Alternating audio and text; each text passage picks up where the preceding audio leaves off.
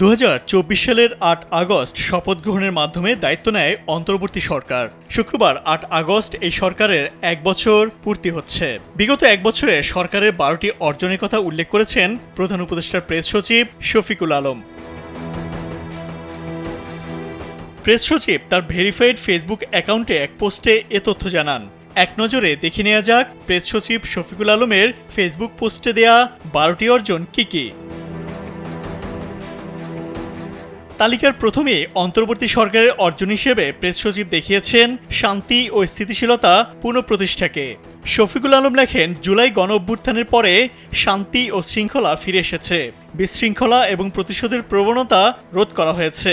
অধ্যাপক মোহাম্মদ ইউনূসের নেতৃত্বে একটি স্থিতিশীল শক্তি প্রদান করেছে, যা জাতিকে সহিংসতার পরিবর্তে এক করেছে এবং নতুন করে গণতান্ত্রিক পথে পরিচালিত করেছে। গেল 1 বছরে দেশে অর্থনৈতিক পুনরুজ্জীবন হয়েছে বলে মনে করেন শফিকুল আলম। তিনি লেখেন, এই সময়ের মধ্যে একটি বিধ্বস্ত অর্থনীতি ঘুরে দাঁড়িয়েছে। আপনার এসির গ্যাসের সমাধান হলো SGS ও CNS সার্টিফাইড ফোরন রেফ্রিজারেন্ট গ্যাস, যার বিশুদ্ধতা 99.98%। ফোরন, শান্তি যেখানে, নিঃশ্বাসে। খাদ্য মূল্যস্ফীতি 14% থেকে প্রায় অর্ধেকে হ্রাস পেয়েছে। সামগ্রিক মুদ্রাস্ফীতি 8.48% এসেছে। 30.33 বিলিয়ন মার্কিন ডলারের রেকর্ড রেমিটেন্স এসেছে। রপ্তানি 9% বেড়েছে এবং টাকার মান বছরের মধ্যে প্রথমবারের মতো ডলারের বিপরীতে শক্তিশালী হয়েছে। ব্যাংকগুলো স্থিতিশীল হয়েছে। 1 বছরের অর্জনের তালিকায় 3 নম্বরে রেখেছেন বাণিজ্য ও বিনিয়োগ লাভকে।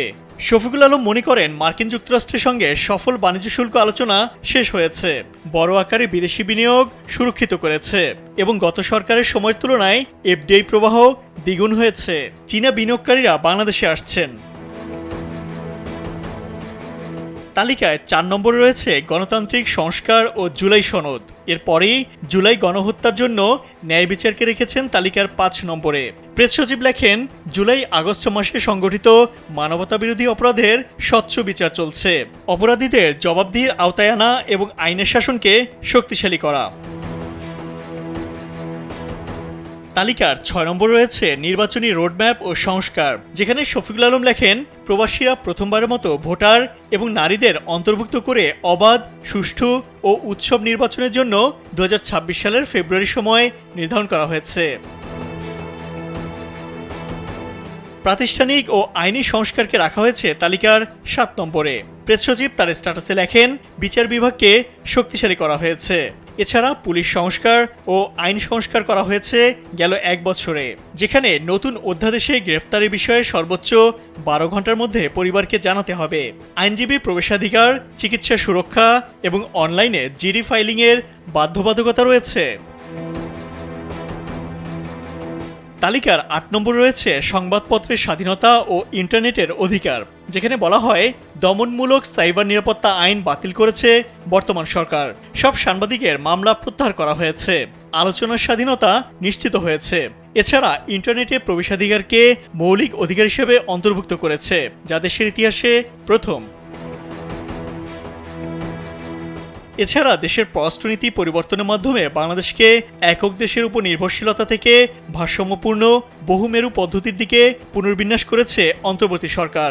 প্রবাসী ও শ্রম অধিকার নিশ্চিতে বর্তমান সরকারের নেওয়া বিভিন্ন পদক্ষেপ তুলে ধরেন শফিকুল আলম। গেল 1 বছরে অন্তর্বর্তী সরকারের অর্জনের তালিকায় 11 নম্বর রয়েছে শহীদ ও আহত যোদ্ধাদের সহায়তা এবং 12 নম্বর রয়েছে সামুদ্রিক এবং অবকাঠামো উন্নয়ন বিষয়টি। ইমতিয়াজ আহমেদ, কালবেলা।